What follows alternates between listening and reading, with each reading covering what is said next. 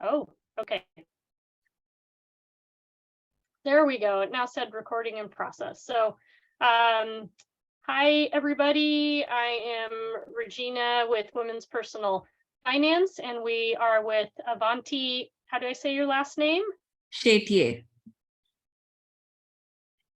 Shetye. Yes. CFA, who's going to talk to us today about 529 plans, college saving plans, which can potentially be used for some more things now, which is a great time to learn and talk about these.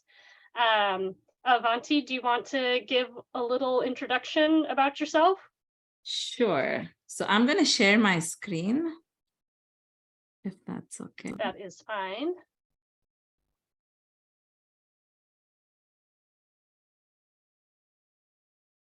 And how do I minimize? Yeah.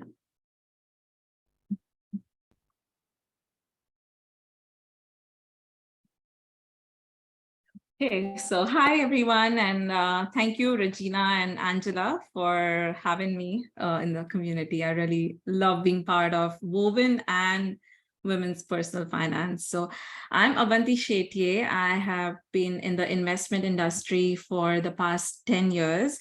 I used to be an electrical engineer and I transitioned to investments after my MBA. So I've seen the best practices and I've seen some really shady and unethical practices. So both. I live in Maryland. I have a 7-year-old daughter who just finished first grade.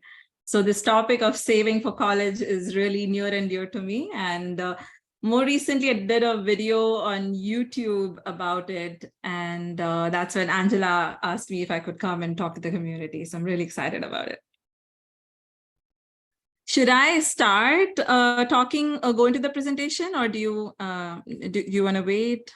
Or yeah, we can go ahead and start with the presentation, and I'll monitor the chat if anybody has questions that they'd like to drop. And at the end, we can also follow up with some questions if we have time. Yes, and feel free to interrupt me if you have any questions. Want to keep it more conversational than like a presentation style. So yeah, before I start, I have to go with a customary disclaimer that says that this presentation is for educational and entertainment purposes only. And anything I say should not be construed as any kind of financial, legal, or tax advice. And although I am a CFA charter holder, I'm presenting this content without any consideration to your investment objectives or constraints or your risk tolerance. And every investment has a potential of risk of losing capital. So take the advice of an advisor, financial advisor, if you need to. And again, like I work with a Maryland TEDco. So anything I'm presenting today, the views are mine and mine alone and do not represent my employer in any way. So here we are. So today, the 4-year average cost of attendance at a university is about $120,000 at a public university. And at a private university, it's about $233,000. Now, even though inflation in the United States has averaged about 2 to 3%, except like these past couple of years, inflation in college prices have been much, much higher. So for a state university, the prices have gone up 5% year over year. And for a private university, it has been 4% year over year. So if you look at what college will cost over the next 18 years, so assuming if somebody has a child today, they are looking at close to $500,000 by the time their child goes to college at a private university, and then close to $300,000 at a public university. So this is a picture of my daughter. We have like several different options for saving for college. So obviously people know about 529 plans, and that you can use them to save for college. There are other options as well, UTMA, UGMA, which is like a brokerage for a minor. There is a Roth IRA that, your own Roth IRA that you can use to fund your kids' college education, or even your own brokerage account. But a 529 plan offers a lot of advantages. So there are, I'm going to go over each of these points in detail, but there are benefits on contributions. So some states offer tax deductions up to a certain limit on your contributions to a 529 plan. The growth of investments that you make in a 529 plan is tax-free. And then any eligible, any withdrawals that you make for eligible educational expenses, those are tax-free as well. And now, recently with the Secure Act 2.0, you can roll over any unused funds in a 529 plan to a Roth IRA for the beneficiary. So let's look at each of these in detail. So state tax benefits. 30 plus states offer a deduction on contributions up to a certain limit. And there are 9 tax parity states. So what that means is these states, Arizona and so on, like the 9 ones that I mentioned on the slide here, they allow you to invest in other states' plans. So let's say you live in one of those states and you do not like the 529 plan that your state offers, you can invest in another state and still get a tax deduction in your state. Now, there are exceptions. There are 9 states that have no taxes, like Florida or Texas. And some people think that because there are no deductions, what's the point of using a 529 plan? And I'm on the next slide, I'll tell you what the benefit is. And then there are 4 states that have state income taxes, like California, Hawaii, but they do not offer any tax deductions on your contributions. Now, some states also allow front loading. So what that means is, like Maryland, for example. Maryland has, I live in Maryland, so I'm going to talk about Maryland. I can contribute up to $2,500 for my daughter in the 529 plan, and my husband can do the same. And if I had more than 1 child, I could have contributed an additional, like, $2,500 per calendar year per child. And say somebody gifted me $10,000, or I got a sudden bonus that I want to invest, I can put that $10,000 in a lump sum in the 529 plan. And then over the next 10 years, I can deduct $2,500 until I reach the limit of the 10,000 and get that additional tax benefit. So check your state. They may allow front loading. So if you have the opportunity, it's something to consider. But do check gift tax limits. Now, let's say your state does not have any taxes. Let's say you live in Texas. 529 plan still offers you the benefit because your contributions and your investments can grow tax-free, and any withdrawals that you make, you can use them tax-free for qualified educational expenses. So for example, let's say you invested over the years a total of $100,000, and those $100,000 grew to $200,000. If instead of using a 529 plan, had you put that in your brokerage account, you would have to pay federal taxes and state taxes, if you had state taxes on that growth, which does not apply to a 529 plan. So you can use the entire capital in your 529 plan for eligible educational expenses. And if your child goes to private schools, you can you withdraw up to $10,000 for K-12 expenses. And I think you can use it for like church, schools, and there are different kinds. Doesn't necessarily have to be just like private education. But I'm not really familiar with all the eligible expenses for K-12. So that's the benefit. So even if your state does not have taxes, you can still avail of a 529 plan. Now, with the new change, the recent change with the Secure Act 2.0, you can roll over unused funds. Let's say your child doesn't go to college or gets a free ride to university and they don't end up using the 529 plan. You can now roll over up to $35,000 of unused funds from the 529 plan to a Roth IRA in the beneficiary's name. And you can change the beneficiary to anybody related to you. And the definition of related is quite loose. Like you can change the beneficiary to yourself, your spouse, nieces, nephews, stepchildren, and so on. So the beneficiary could be changed even prior to this change that Secure Act 2.0 brought about. But now you can roll it over to a Roth IRA and give them a head start. So they have a certain amount of contribution in their retirement accounts. Can I ask a question about that for you? So yes.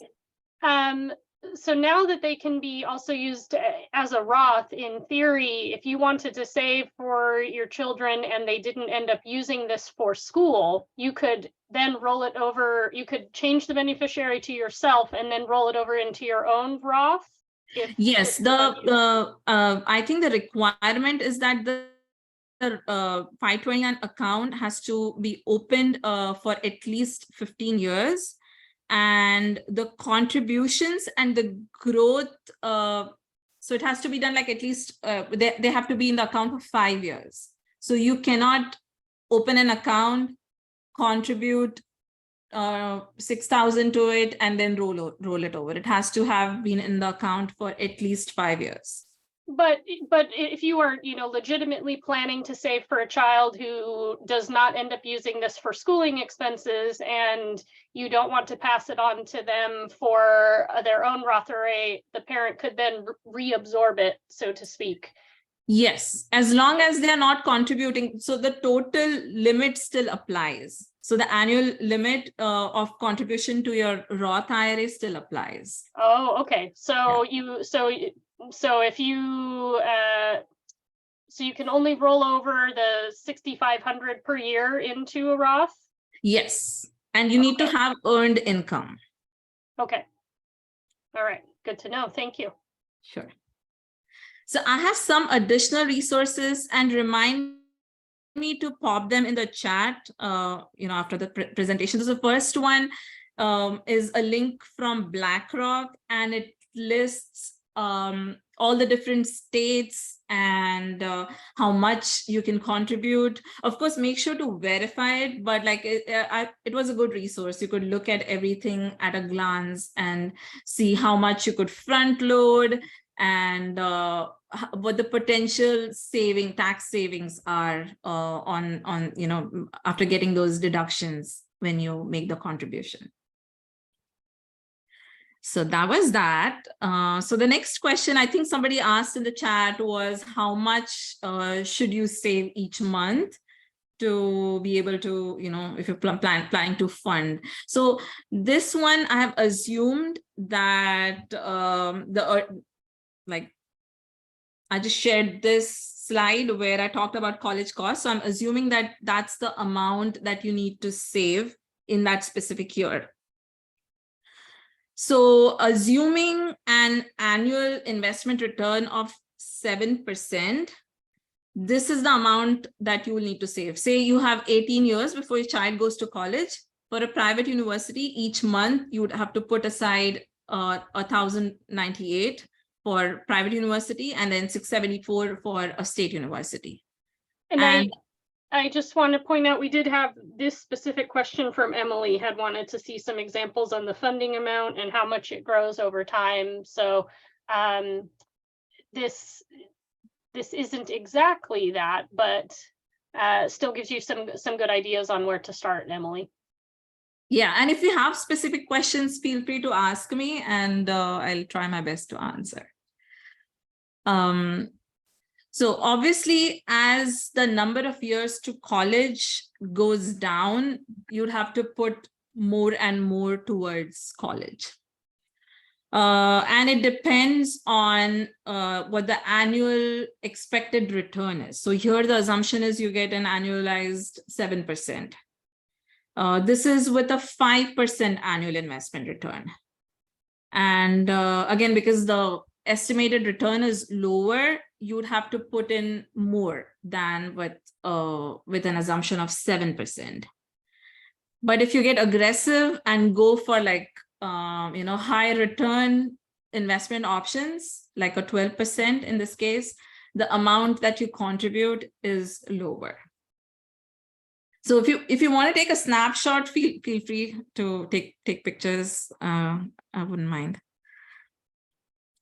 So what should you invest in? And here are some different investment options. Each dot on this chart represents a specific investment option.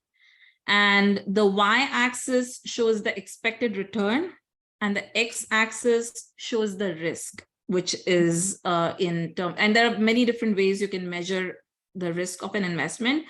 I've used standard deviation in this case.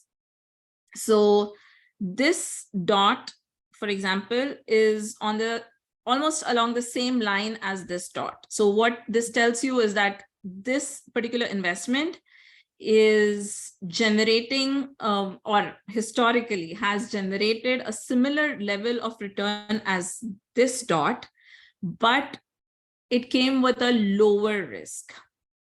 So I'll just show you what these different investment options are, and feel free to take a snapshot if you want.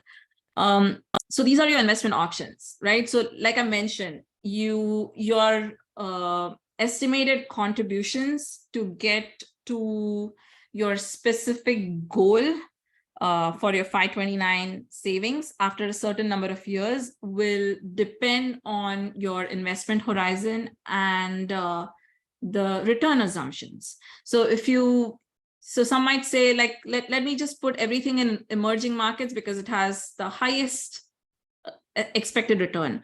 But again, like emerging markets come with a very high risk too. So you're looking at an expected return of about 12%, but it comes with a standard deviation of 25%. So which means that 68% of the time, emerging markets have generated returns between 12 plus or minus 25, which is a significantly big range. So I would suggest that look into target date funds, because they will automatically adjust the allocation for you.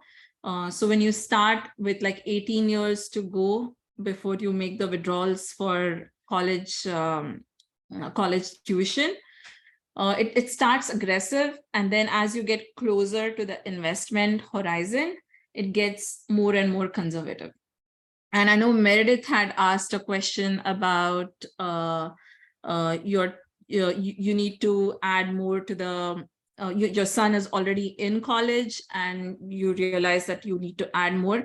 So with a short investment horizon, I would say look into safer options like treasuries, and instead of putting it in like aggressive stock funds. So that was that. And I think costs are really important. And I didn't have time to tailor, I had prepared this for a retirement scenario, but it applies to college savings as well. So I like to pay for convenience. Like I order from Amazon because I don't like to go shopping and spend time there. But I know exactly how much that delivery costs me, right? Versus self-serve. And this is a very dangerous conversation. I've seen people have, a lot of my friends come to me asking me about investments, and some of them are very comfortable paying 1% to an investment advisor or an actively managed mutual fund. And they don't think that 1% is a big deal. So I just wanted to point out what that 1% can potentially cost you. So this is a comparison of two funds. The blue one is low cost index fund, which charges about 0.08% or 8 basis points. And the orange one is a fund that is actively managed and charges about 1% in fees. So over 10 years, the cost differential comes to about $20,000. So if you think about it, 20 divided by 10 is about $2,000. So $2,000 per year, some might say it's okay because they don't want to deal with the stress of managing their own investments. And it's fine. Oh, by the way, I forgot to mention the assumptions here. So the assumptions, this was for a retirement thing, but it applies to every single investment that you will ever make in your life. The assumption was 22,500 for which is the 401k limit, and an annual average return of 8% per year. So the differential after 10 years is about $20,000, which some might argue is not that much. But after 20 years, that differential grows to about $123,000. So that's something that you should look at, because a typical target horizon for a 529 plan is about 18 to 20, 25 years. If some people want to go to professional colleges, med schools, and so on. So you use your 529 for that. And then beyond that, it's really ridiculous. So the point I'm trying to make is that fees really do matter. So when you are looking at investment options for your 529 plan, please pay attention to fees. And if your state does not offer good investment options, you can look at other states as well and see if you can get tax deductions. So some states give you tax deductions only if you invest in that state's plan. But you may be able to, and I haven't done this, I use the Maryland State 529 plan. You may be able to roll over the funds to another state. So I know that Utah is pretty popular, so you may want to look into that. So if you have any questions, please let me know. I can take a pause here. Regina? I know we had one question that was supplied before the presentation. Brenda wanted to know about the process for starting 529s for people or children who are not your own. So friends, family members, etc. How does that work? So I'm not exactly sure if you can start, because you need the social security number of the beneficiary to be able to start a 529 plan. I'm not sure if you're allowed to. So I know that you can switch the beneficiary from your child to somebody who is related to you. And like I said, the definition of related is pretty loose. Even like nieces and nephews count, but I don't know if you can, I know you can contribute to somebody's 529 plan. I'm not sure if you can open one for somebody who's not related to you. I'm pretty sure that you can. Okay.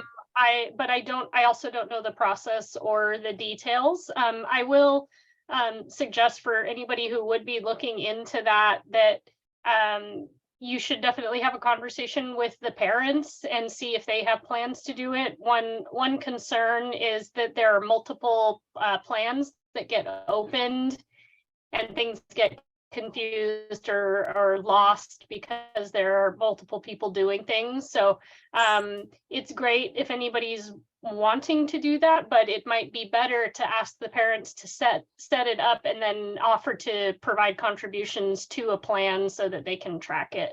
Yeah, Does anybody else have any other questions right now? Feel free to unmute or drop them in the chat.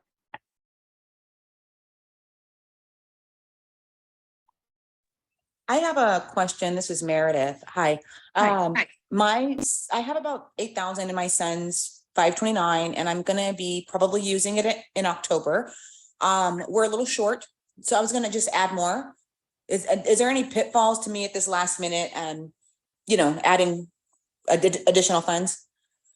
You could add it, but I would recommend that look at safer investment options. So typically people just invest in target date funds or something. So maybe that is an option, but also look at treasuries, because you may be able to get a guaranteed rate of return by investing in, treasury notes or treasury bills at this point, because you said he's already in college, correct? He just graduated high school. He'll be starting his program in November. Okay, so anything within that, like 0 to 5 year range is quite short a term to expect a significant growth in investment. So you may want to look at treasuries and safer options. I appreciate that. Thank you. And I have one other question. Do you happen to know the California rules for apprenticeship programs? I looked on the 529 website and it says now more states can participate in using the funds for apprenticeship. It says California is now approved, but then it had some weird language. If you wouldn't mind, send it to me and I'll take a look. I'm not familiar with California.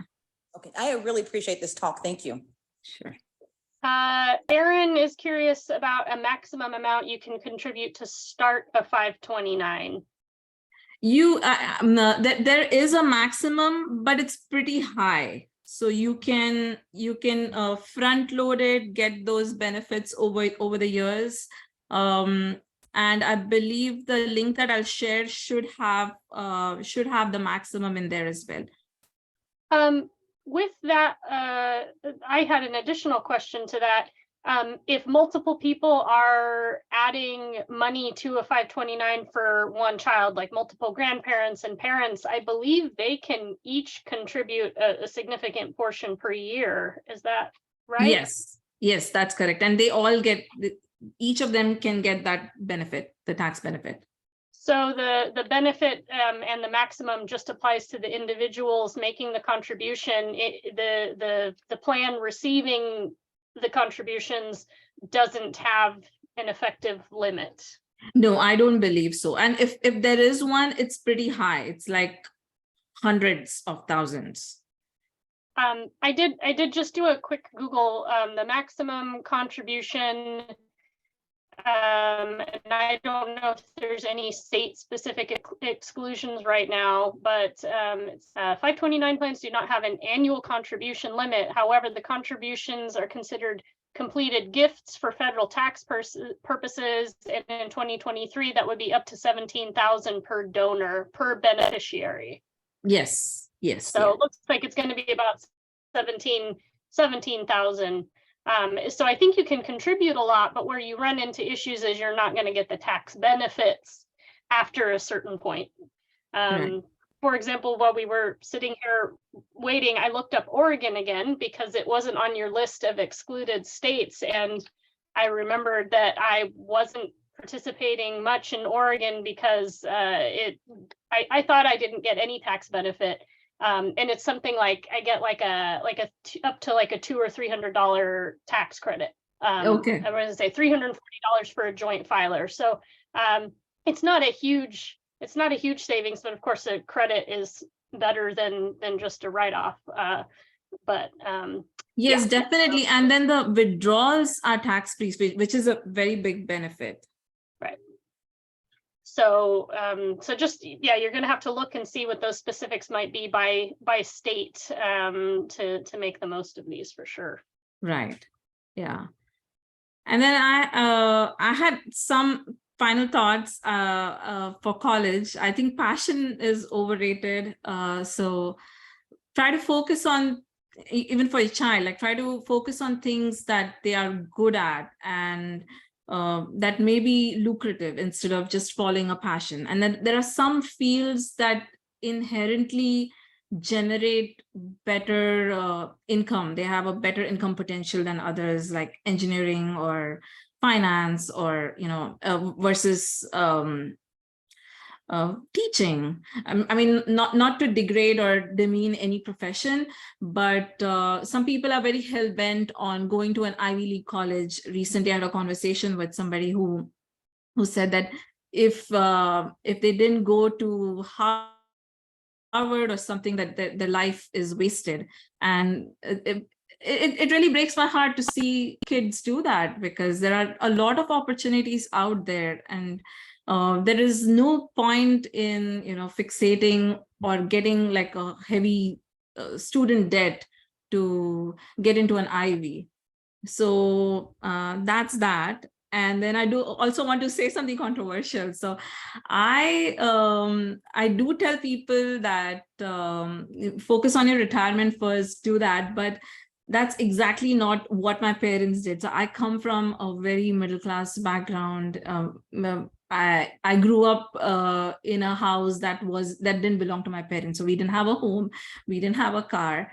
And fortunately, the 4-year college degree in India was really cheap. So I got that, but I wanted to come to the US and I had no idea about finances. We didn't discuss finances back then. And my parents, my father was the only working person, and I had a special needs brother as well. So he just gave me his retirement savings. And from that, I was able to get an education, get a master's degree, and earn enough to pay them back, buy them a house. And that has been like the most fulfilling thing for me.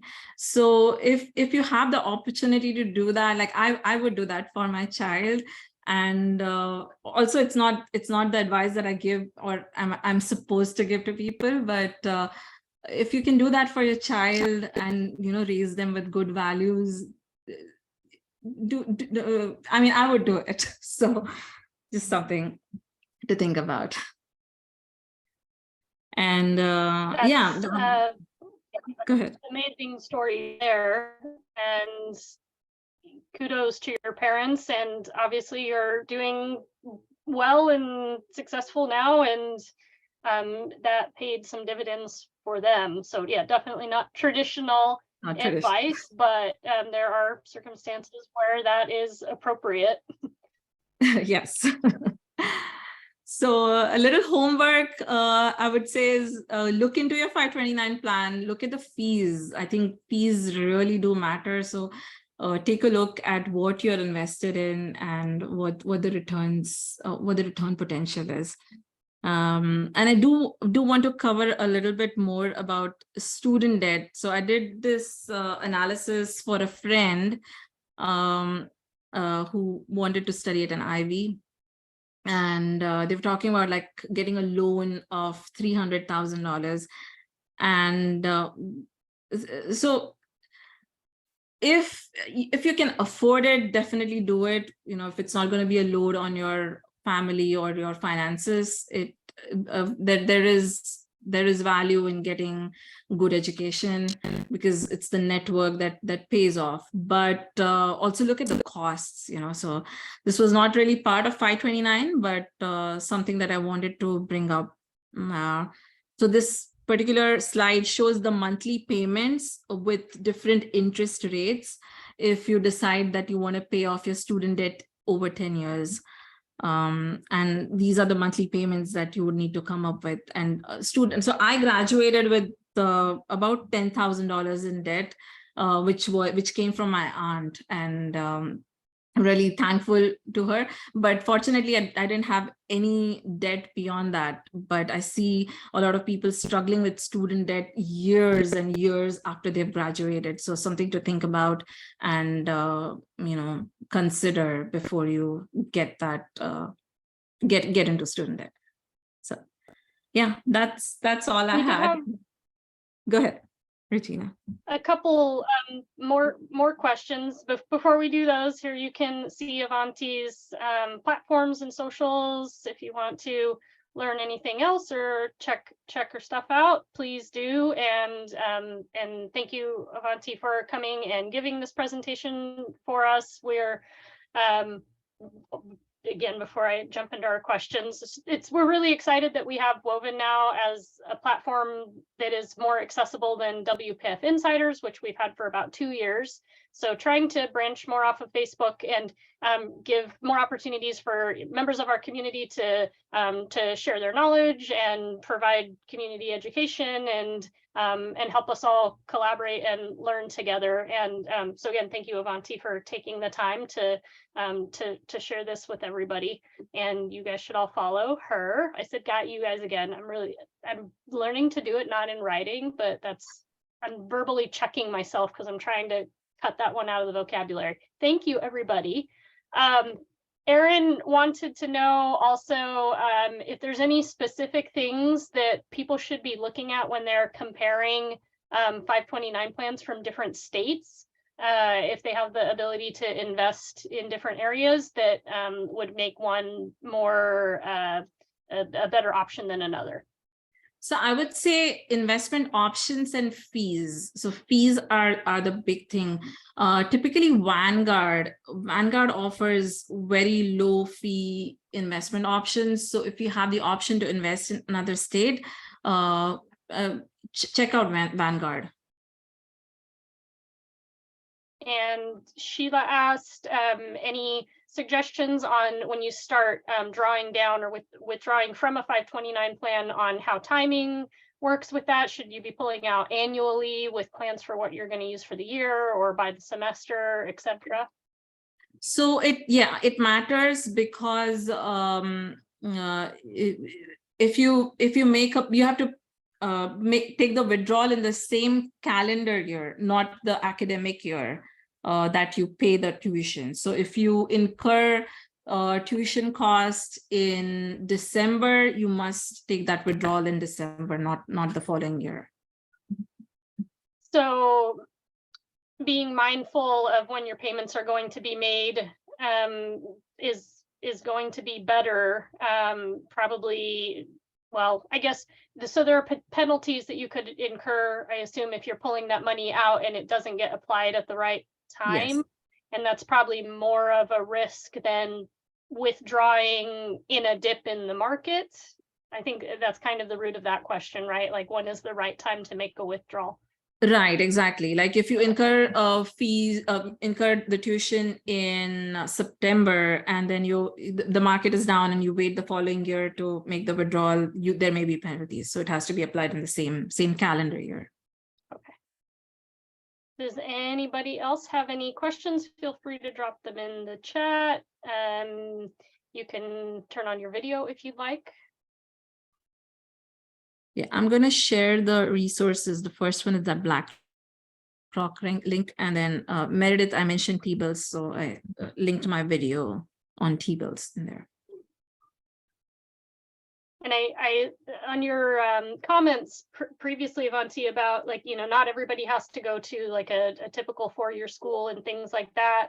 The 529s are still helpful now, more so than when they were initially, or maybe even initially as well. I'm forgetting all the changes that have happened over the years, but for most of these, for trade schools and other things, there are still ways to utilize 529 plans. I've heard of people being able to use them like, for housing or related to like even like gas or car purchases. Am I correct? You can get I'm not sure. I'm not sure that you can use it. There are like qualified. So check out QHEE, qualified higher education expenses. So I'm not sure if you could use it for anything like car or house. Yeah, I think I've seen people using it for rent, at least, related to, let's see, this one says tuition, books, materials, supplies, and any other related expenses. So I would have to dig into that a little bit more and see how far that can go myself. I don't want to give people any ideas that are incorrect, but yeah, I have seen at least for trade schools and other things, people can apply it to that.